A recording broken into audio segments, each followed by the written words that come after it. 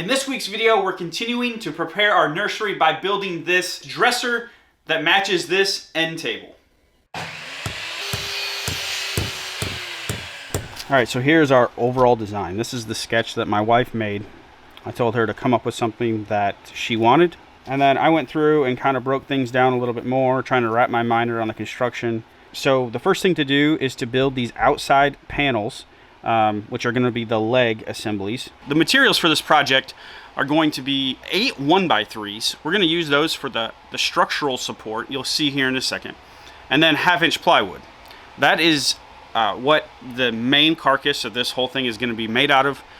The drawers are going to be made out of 1/2-inch ply. The top is going to be made out of a prefabbed wood slab. And that's just because we found that it was the most cost-effective way to do the top right now with lumber prices the way they currently are. So let's get right into this build. But you always want to take off the factory end because it's been beat up and thrown around. So I always take just a little bit off, and that way you have a nice clean edge.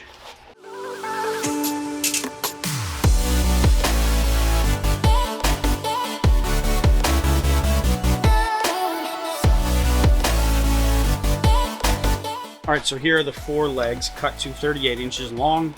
The next step I'm going to do is 2 of these, which are going to be the back legs, are going to have rabbets in the back so it can accept a 1/4-inch piece of plywood.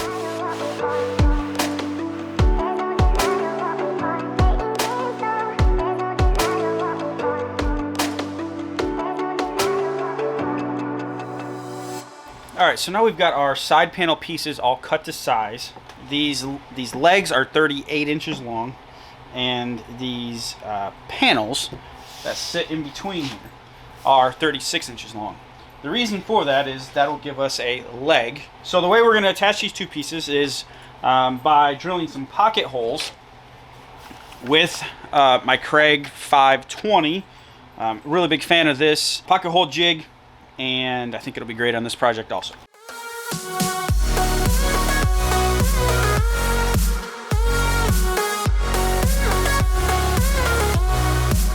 This is how our outside is going to look. It's going to be pressed in like this. We're going to have this inset right here. Now, to get this a nice framed look, we're going to add some of the same leg material. Obviously, the thickness of the plywood creates an offset here.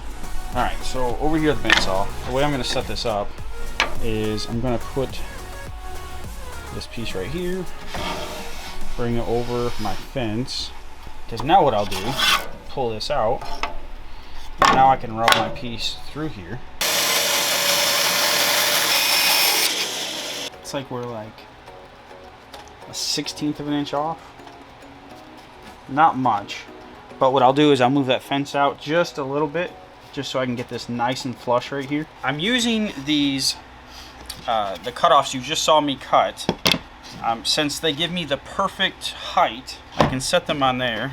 When I push everything flat, we want it to be flush on this back side, so we have that inset I was talking about on the front side. And I just have to make sure the orientation on the legs are right, because I've got this rabbet, if you remember me cutting, and it has to be facing out in the back.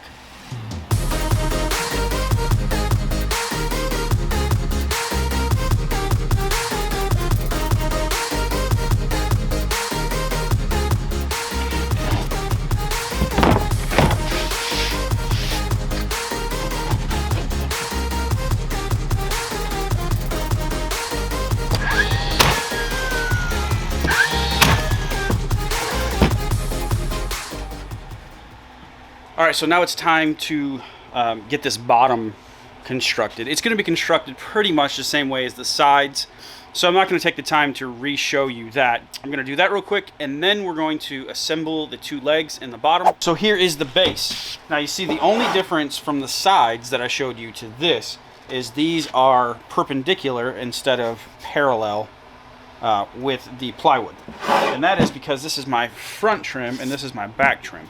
Now it is time to assemble the sides and the base, and then the stretchers that will attach the top.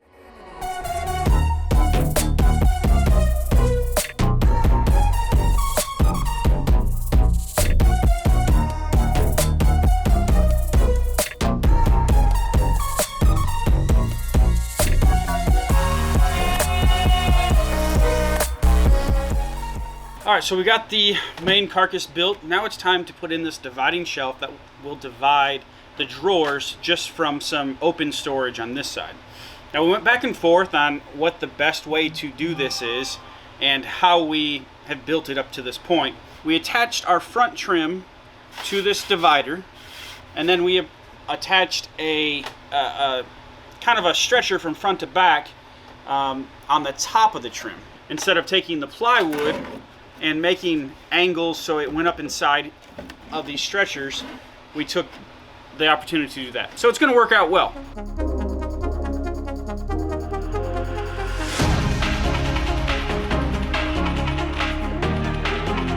All right, so we've got the main structure done, and now it's time to figure out these drawers. So I did all these calculations, and my side pieces are going to be my long pieces. They're going to cover up the end grain of the plywood back. So the back is going to be inside the outside pieces. We're going to be using pocket holes and screws on the back side to hide them. And then this front piece, the front face of the drawer frame, is going to actually be pine. And that's because that is going to be stained. That's the look that we're going for. And this will be attached on the inside using pocket holes also. I'm going to repurpose this 1/2-inch ply that I just tore down. This was an old like bookshelf display case thing. Rather than just using new plywood, I'm going to repurpose this old plywood.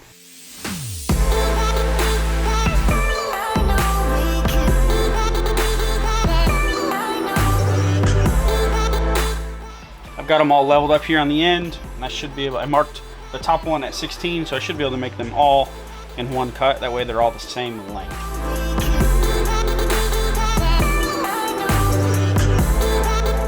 All right, so I've got all my sides and backs cut. Before I get too far ahead of myself and forget, I want to put those slots or dados in where the drawer bottoms are going to slide into. I'm going to use my table saw blade to make those cuts. And my table saw blade is the kerf of the blade is 1/8 of an inch. And the plywood I'm going to use is also 1/8 of an inch. So it'll match up perfectly. You'll see how well that works in here in a second. But in order to make those cuts, I've had to remove the blade guard and my riving knife from my table saw. All of my material is 10 inches wide, so I can set this up once and all of them will line up perfectly.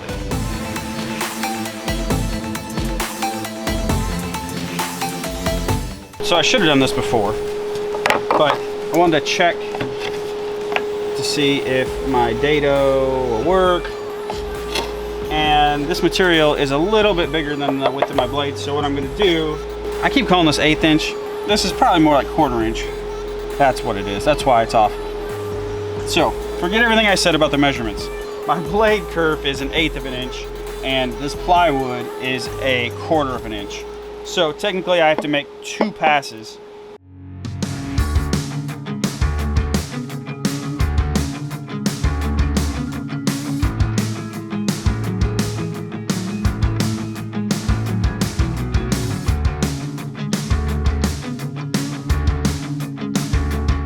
The wood that we're going to use for the fronts or the faces of the drawers are going to be made out of this piece of pine that we are repurposing from the closet renovation that we just did. If you haven't seen that video, I'll link it up above. You can go check out the closet.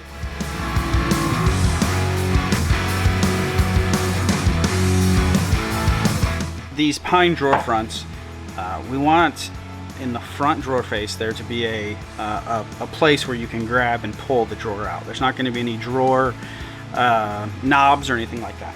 So this is what we're going for. It looks like this, and so we want to mirror that on these drawer fronts. You could do it a number of different ways, but I think the best way for this case, in our case, is this is a piece of just pine, primed pine, cut off, doesn't matter.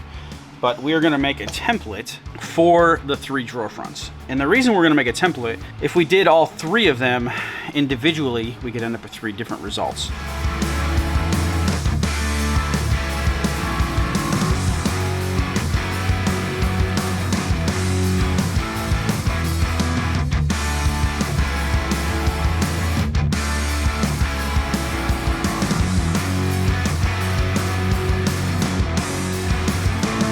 Looks really good.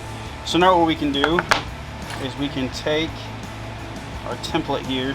So we line it up and I'll trace my shape on like that. So now we have our contour, and I'll take it over to the bandsaw and I'll remove all of this waste just like I did on the template. Leave about 1/4 inch. And this is where the consistency comes in, because we'll put this back here and then we'll take a flush trim bit. That's why we have to remove this waste, so our bearing can touch this and ride along this contour, and it will trim this shape.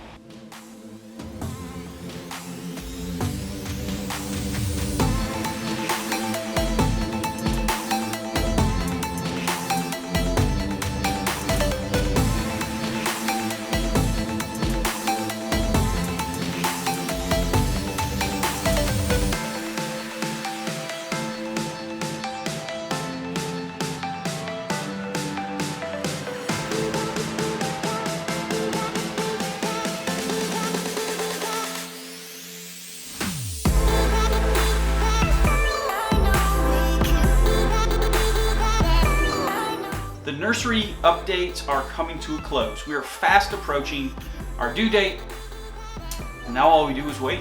This project for me once again proves that you can use simple tools, simple joinery to build something really, really cool. If you like this project, be sure to check out all these other projects that I've done over here. Thank you so much for watching, and I'll see you next time I'm building something.